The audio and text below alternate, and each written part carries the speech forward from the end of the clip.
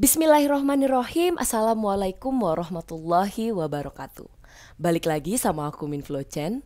Selamat datang di playlist dasar pemrograman episode ke-7.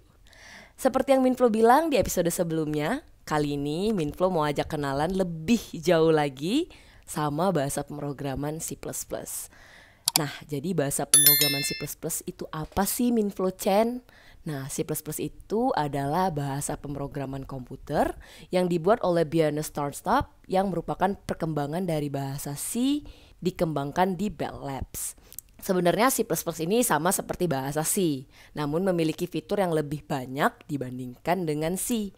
Itulah kenapa terdapat simbol plus plus pada C++, yang menandakan bahwa itu adalah increment atau penambahan. But wait, apa bedanya sama C#? Bahasa C# itu dibuat oleh Microsoft dan berjalan di atas mesin virtual.net. Sedangkan C++ berjalan secara natif seperti C. Namun memang dari segi sintaks, C++ cukup berbeda dengan C#. C# itu lebih mirip ke Java. Namun ada juga yang bilang bahwa C# adalah peningkatan dari C++ karena ekosistemnya yang memang lebih baik. Tapi tenang saja, tidak ada bahasa yang paling baik atau buruk kok. Semua bahasa punya kelebihan dan kekurangannya masing-masing. Gimana sih awal mula pembuatan bahasa C++ ini? Tahun 1972, seorang ilmuwan komputer asal Denmark bernama Bjarne Startup mulai membuat bahasa pemrograman C++. Alasan beliau membuat C++ adalah pengalaman tesis beliau yang menemukan bahwa bahasa Simula itu bisa membuat aplikasi dalam skala besar. Namun kendalanya bahasa ini lambat.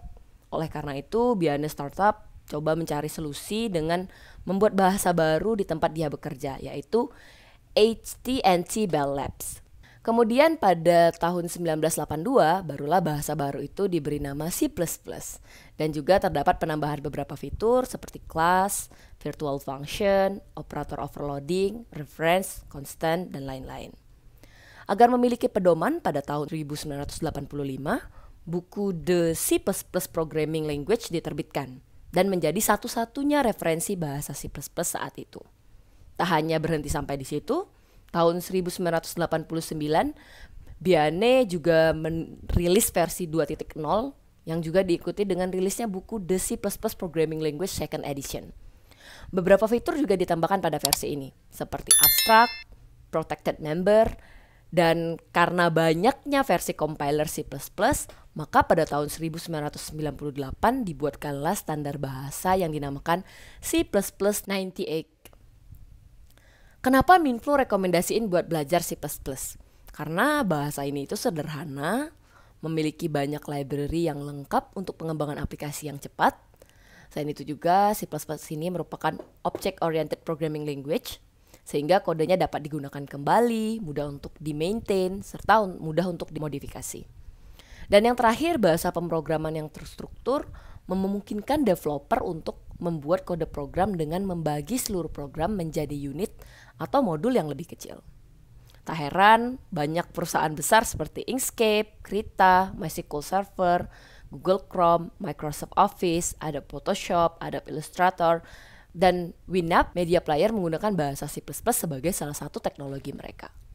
Next, Minflo mau ajak ubah flowchart sederhana ini ke dalam bentuk codingan C++.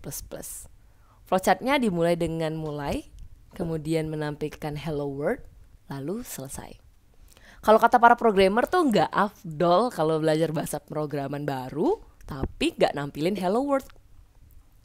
Jadi seperti biasa, kita buka dulu aplikasi Dev C++ yang sudah kita install kemarin. Kemudian pilih file, lalu new file, kemudian pilih source file. Kemudian kita akan menuliskan headernya. Ada banyak sekali header yang ada di bahasa C++. Fungsi dari header ini adalah untuk mendefinisikan library apa saja yang akan kita gunakan di dalam program. Library bisa kita anggap sebagai program lain yang ingin kita gunakan di dalam program kita. Salah satu contohnya ada hashtag include iostream. Library ini berisi fungsi-fungsi untuk melakukan input dan output.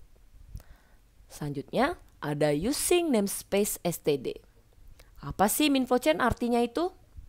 Nah, Using namespace std sendiri itu berarti gunakan semua yang ada di dalam namespace std. Std itu meaningnya standar seperti cin, cout, align, vector, string, pair, map, queue, dequeue, dan lain-lain yang merupakan fitur-fitur dari C++ standard library. Berikutnya ada integer main. Ini merupakan fungsi utama tempat compiler akan mengeksekusi program. Di dalam fungsi ini kita bisa membuat program yang akan kita jalankan. Misal tadi berdasarkan flowchart kita akan menampilkan hello world. Maka cukup dengan menuliskan cout, lalu panah kiri 2 kali, petik 2, lalu di dalam petik 2 kita ketikkan hello world. Dan jangan lupa tutup dengan titik 2 atau semikolon.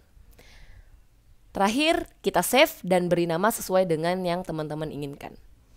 Kemudian eksekusi aplikasi dengan menekan icon berikut dan voila, selamat, kamu sudah membuat hello world pertamamu. Nah, seandainya tadi kita tidak menambahkan using namespace std, maka kita dapat gantikan dengan std.2.2 cout kurang dari petik 2 di dalamnya kita tulis hello world. Namun bayangkan jika baris programnya makin panjang, maka kita harus menulis std ini berulang-ulang. Oleh karena itu kita menggunakan using namespace std agar memudahkan kita cukup dideklarasikan di headernya saja. Oke, gimana teman-teman? Kita udah kenalan banyak nih sama bahasa pemrograman C++. Jangan lupa ajak doi kenalan juga. Salah. Maksudnya kenalan sama C++ juga.